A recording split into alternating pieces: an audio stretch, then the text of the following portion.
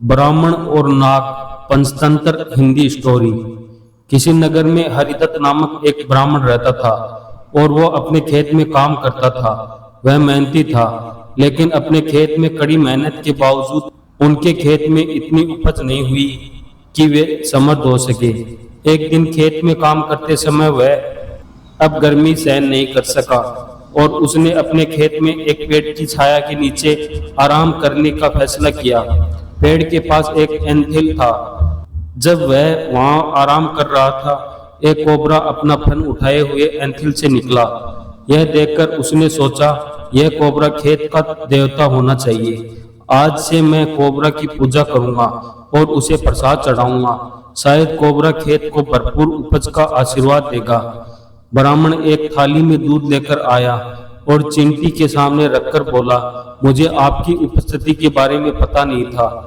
हे मेरे खेत के रक्षक, कृपया मुझे क्षमा करें और मेरी भेंट स्वीकार करें। परंपरा के अनुसार प्रसाद चढ़ाने के बाद वह घर चला गया। अगले दिन जब वह एंथिल के पास आया तो उसने जिस थाली में दूध चढ़ाया था उसमें एक सोने का सिक्का देखा। उसने सोने के सिक्के को कोबरा से आशीर्वाद के रूप में स्वीकार कर लिया।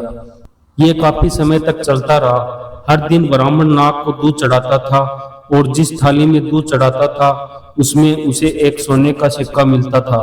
वह अमीर होने लगा। कुछ समय बाद ब्राह्मण को दूसरे गांव में जाना पड़ा।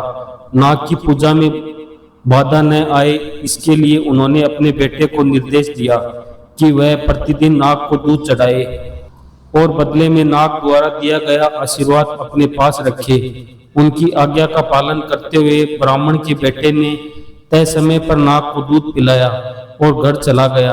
अगले दिन जब लौटा तो थाली में सोने का सिक्का पड़ा देखकर आश्चर्यचकित रह गया।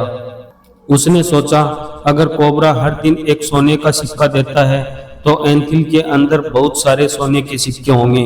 अगर मैं कोबरा को मार दूं तो मैं सभी सोने के सिक्के निकाल सकता हूँ।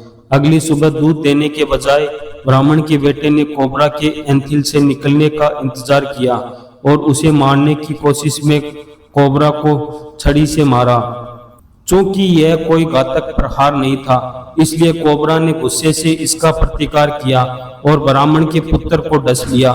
जहर से उसकी मृत्यु हो गई और उनके रिश्तेदारों ने खेत में ही उनके शव का अंतिम संस्कार कर दिया। जब ब्राह्मण लौटा तो उसने सुना कि क्या हुआ था और उसका बेटा मर गया है। उसके रिश्तेदार बदला लेने के लिए कोबरा को मारना चाहते थे। ब्राह्मण वास्तव में अपने बेटे की मृत्यु से दुखी था, लेकिन उसने उसके व्यवहार का समर्थन नहीं किया, जिसके कारण उसकी मृत्यु हो गई। उन्होंने कोबरा को दोष नहीं दिया और कोबरा की हरकत का बचाव किया। अगली सुबह ब्राह्मण हमेशा की तरह नाग को दूध पिलाने गया। वह एंथिल के पास खड़ा हो गया और प्रार्थना करने लगा। यह सुनते ही कोबरा एंथिल से बाहर आया और उससे भिड़ गया। नाग ने कहा, अपने आप को देखो, तुम अपने बेटे की मृत्यु को भी भूल गए हो और एक सोने के सिक्के के लालच में यहाँ आए हो। तुम यहाँ सामान के लिए नहीं बल्कि लालच के लिए आए हो। हमारी दोस्ती अब और नहीं टिक सकती। कोबरा ने आगे कहा, मैंने तुम्हारे बेटे को उसके हमले का बदला लेने के लिए डस लिया है। वह सोने का लालची हो गया और मर गया। उसने जो किया वह अपनी युवावस्था के उतावलेपन के कारण किया था, लेकिन तुम उसकी मौत को कैसे भूल सकते हो। चिता पर एक नजर डालो और मेरे घायल हुड पर एक नजर डाली। इस बार कोबरा ने ब्राह्मण को एक हीरा उपहार में दिया और कहा, बिखरा हुआ प्यार स्नेह के प्रदर्शन से वापस नहीं मिल सकता, फिर कभी यहाँ मत आना। ब्राह्मण हीरा लेकर घर चला गया और अपने बेटे की मूर्खता और उसकी मृत्यु पर शोक मनाता रहा और फिर नाग के पास नहीं लौटा।